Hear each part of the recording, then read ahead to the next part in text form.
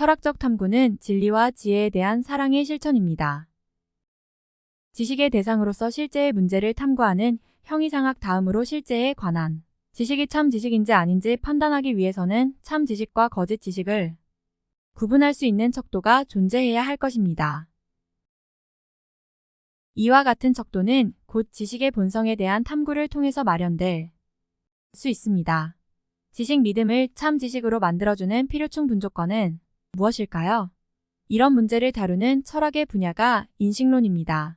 일반적으로 채택되고 있는 지식에 대한 표준적 정의는 지식은 정당화된 참인 믿음이다 하는 것입니다.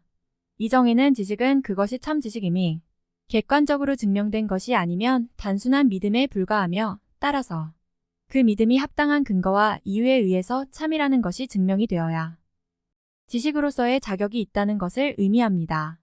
그런데 이런 정의는 대체로 경험적 지식에만 적용할 수 있다는 한계가 있습니다.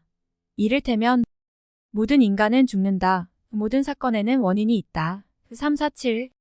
의직선은 두 점 간의 최단거리이다 와 같은 초경험적 지식, 과학적 지식, 수학적 지식, 선험적 지식 등은 그것의 진리가 경험적 지식들과 동일한 방식으로 증명될 수 있는 것인지 따져볼 필요가 있습니다.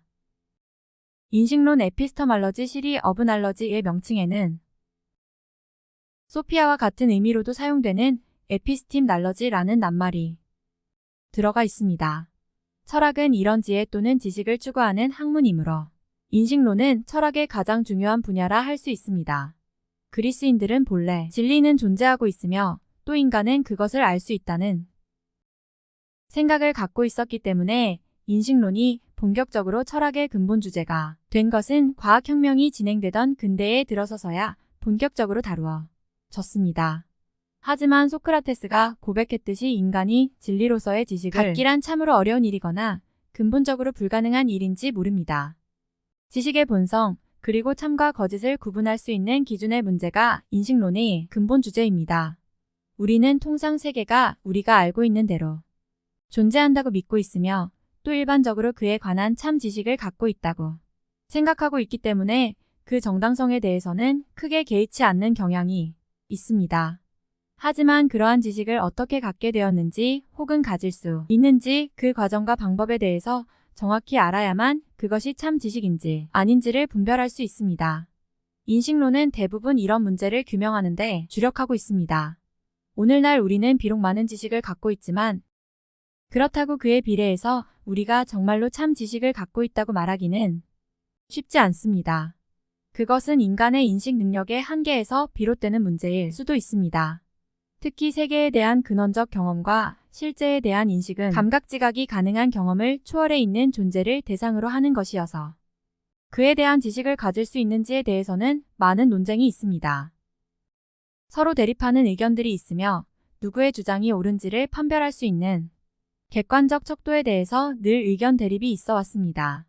오늘날 가장 신뢰를 받고 있는 지식은 과학적 지식입니다. 오늘날 이렇게 과학적 지식이 다른 지식들에 비해서 우월한 지위와 높은 신뢰도를 갖게 된 것은 관찰과 실험에 기초해서 객관적으로 그 진위를 검증하고 실증할 수 있는 과학적 방법을 사용하기 때문입니다. 반면에 상대적으로 그와 같은 과학적 방법을 마련하기 어려운 학문 영역들은 지식이나 주장의 진위를 판별하는 데 많은 어려움이 있으며 그 때문에 많은 의견 대립이 생기게 됩니다. 하지만 과학적 지식도 언제나 우리로부터 자유로울 수 없으며 실제로 과학이 역사가 그것을 증명해주고 있습니다. 또한 어떤 지식이든 다수의 신뢰가 높을수록 그만큼 치명적인 위험에 빠질 가능성도 커집니다. 과학의 한계를 과학 자신이 제시하기에는 어려움이 있습니다.